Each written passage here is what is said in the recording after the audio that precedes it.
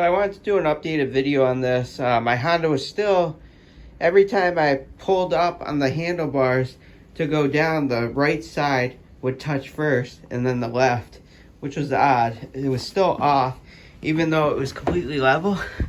You can see it's level here.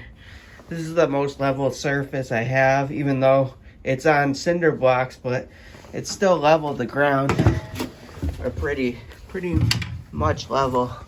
You can see still right in there. So I have the clearance. You can see I have a clearance of, like I said before, 3.5 millimeters, which was the 2 coins. So what I did was, instead of bringing it to the dealer, I looked it up online, checked it out. I used a ratchet. This is a 12 again. Same thing.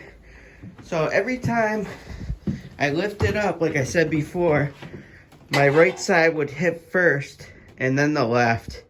Now I fixed it, so when you lift up, when you touch, both sides meet now.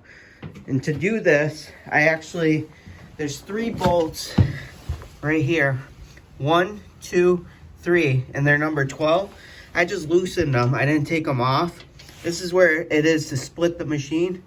So you unbolt all 3 of them just to loosen it on both sides.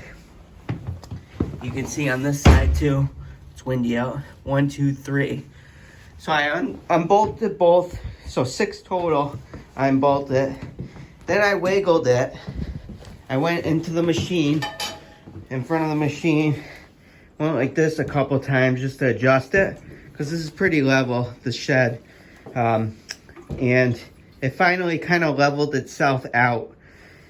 Mind you, the tire pressure is the same, so that's 10. This is 10 PSI. That's the first thing you should have checked, was the tire pressure. Then I adjusted the skids, and I was still having issues with the front.